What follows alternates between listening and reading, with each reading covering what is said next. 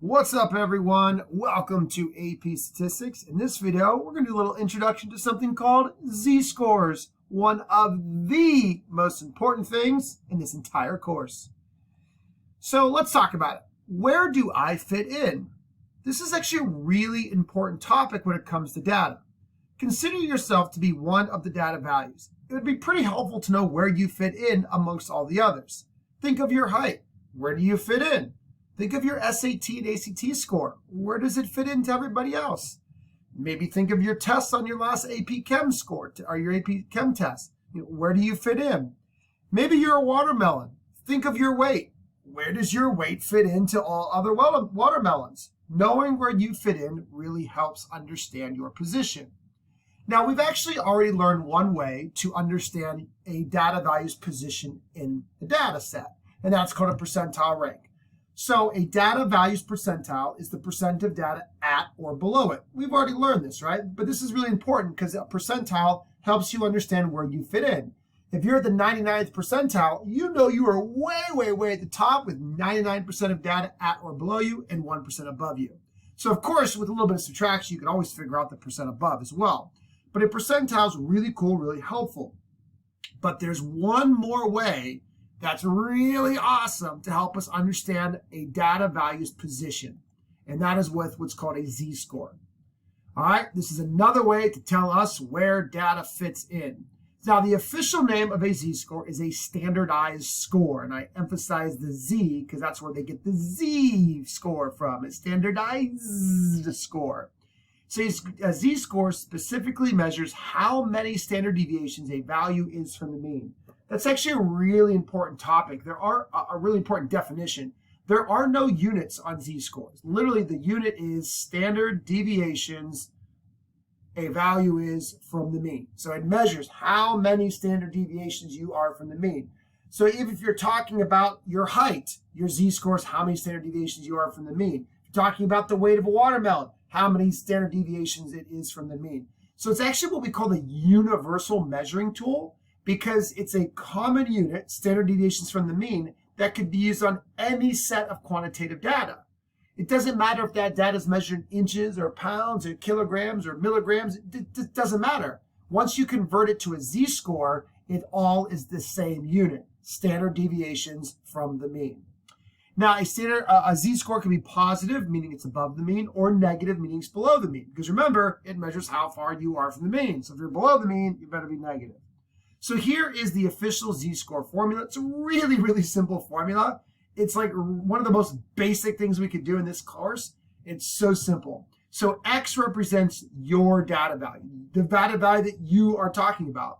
And to find the z-score of this data value right here, all you do is subtract the mean and then divide by the standard deviation. Using our symbols, X bar is the mean of a sample, S is the standard deviation of the sample, and again, this X is taking the place for whatever value it is that you're talking about. So it's really simple, but please be very careful. Order matters. Make sure you do the subtraction first, hit enter on your calculator or do it in your brain if it's that easy, then divide by the standard deviation. And again, it cancels out the units. So no more inches, no more pounds, no more kilograms. It's now measurement of standard deviations from the mean. Now, remember we learned back when we were talking about what standard deviation is that most data is within one standard deviation of the mean, plus or minus. Within the word within, embedded in the word within is plus or minus. So if we go above the mean one standard deviation or below the mean one standard deviation, that is where most of the data falls. Not all, but most.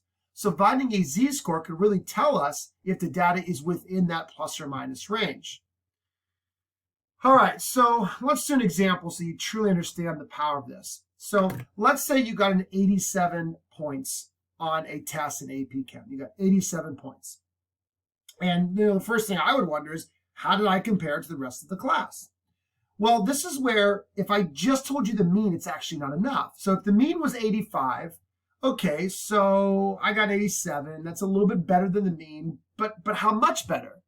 So this is truly where a z-score comes in handy big time. So just knowing that you're a little bit above the mean doesn't really tell you a whole lot. That is why a z-score gives you a great picture of where you fall, because it incorporates the mean and the standard deviation.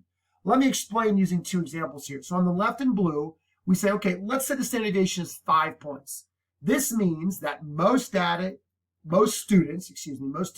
got a score between an 80 and a 90. So all I did was I took that 85, that was the mean. I went up 5 to get 90. I went down 5 to get 80. And remember, most data is within 1 standard deviation of the mean. So most students got between 80 and 90. So this means that you fell right in with most kids.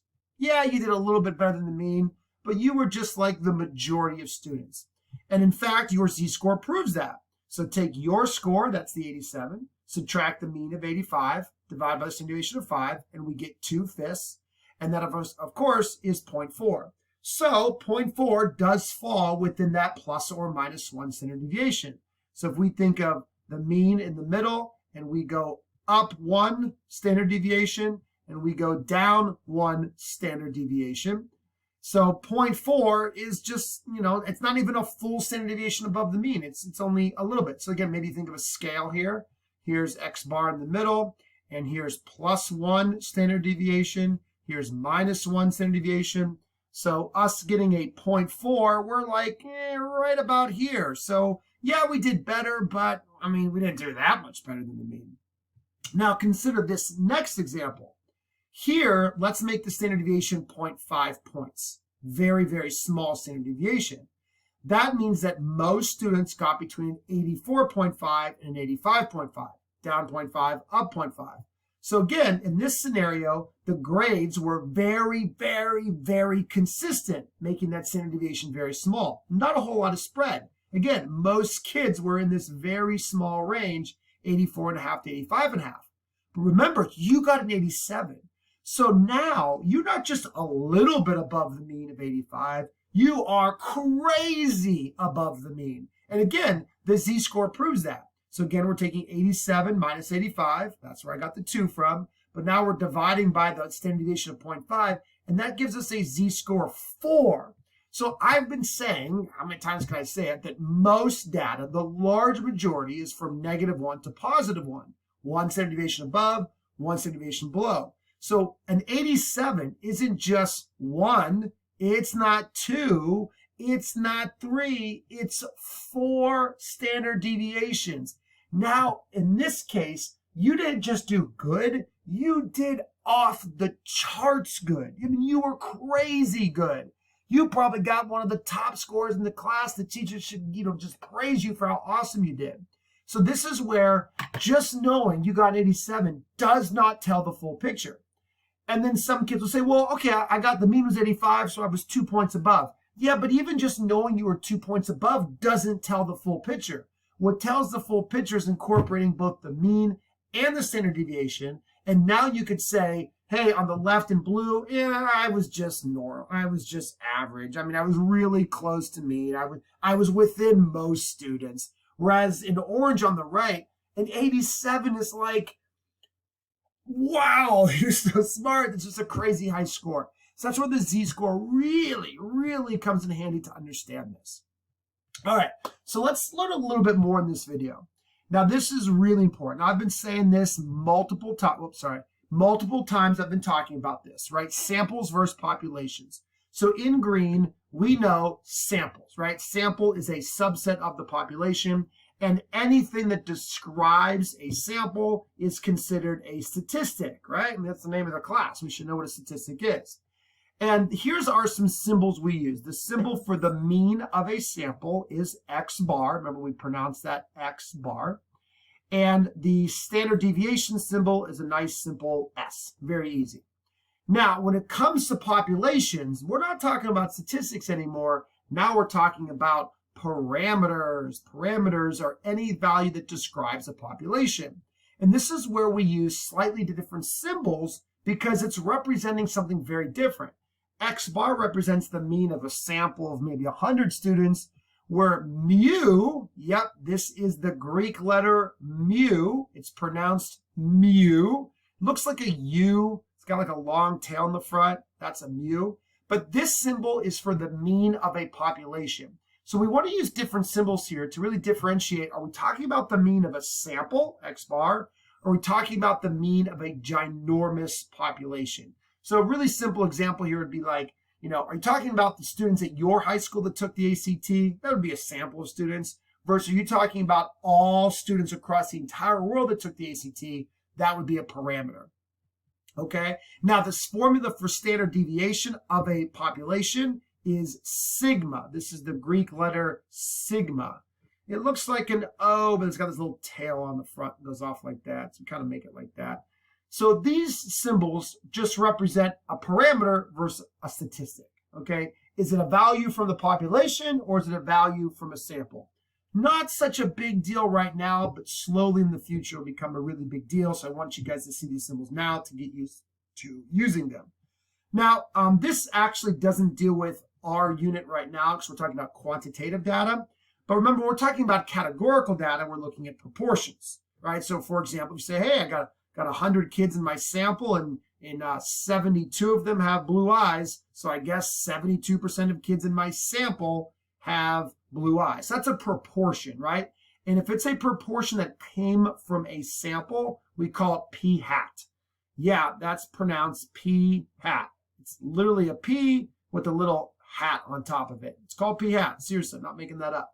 So p hat represents the proportion of a sample, whereas maybe I said, hey, listen, I was able to examine all people across the entire world, and I know that 61% of them have blue eyes. Now, that's obviously not true. I'm just making that up. But if it came from an entire population, we just call it P.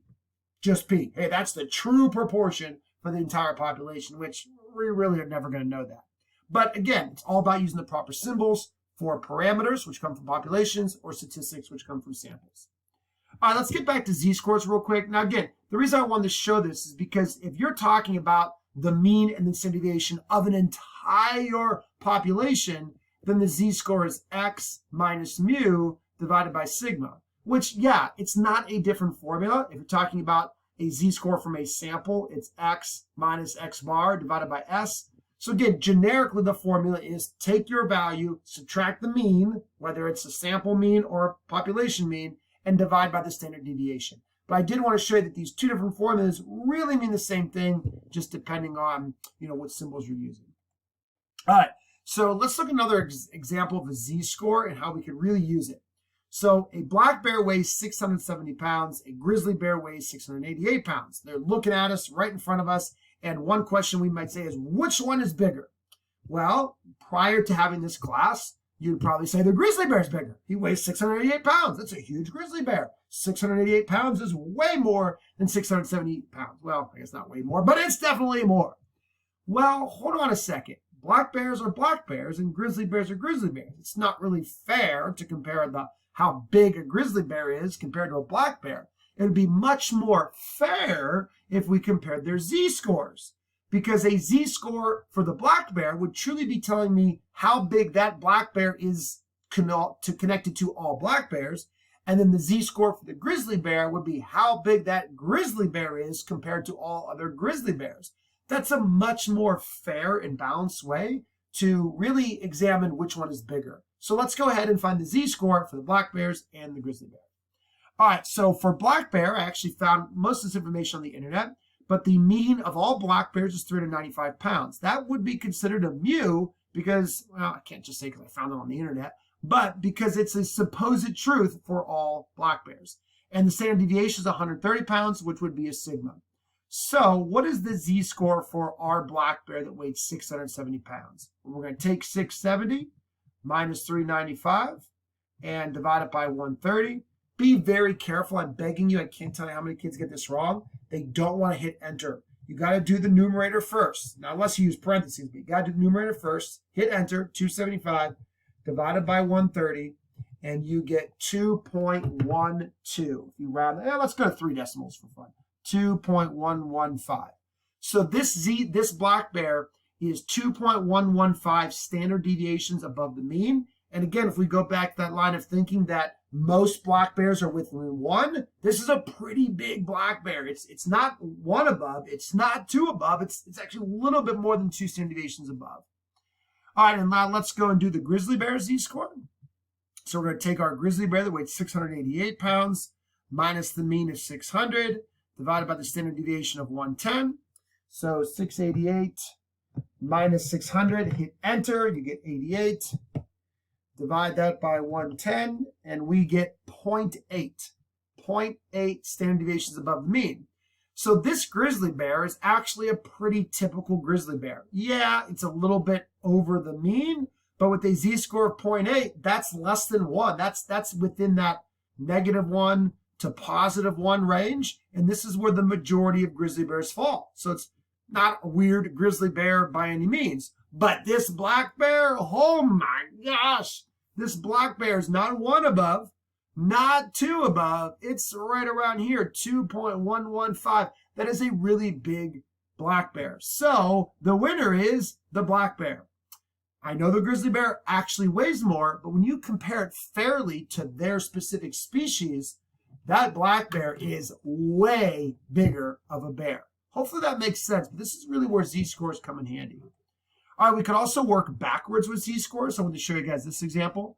A box of Cheez-Its has a mean weight of 16.5 ounces with a standard deviation of 0.4 ounces. Now, it never said that this came from a sample, so I'm going to go ahead and assume that we looked this up. We talked to the manufacturer of Cheez-Its, and this is true for all their boxes. That's a mu, and this is the standard deviation. Does that matter so much right now? Not really, but in the future it will.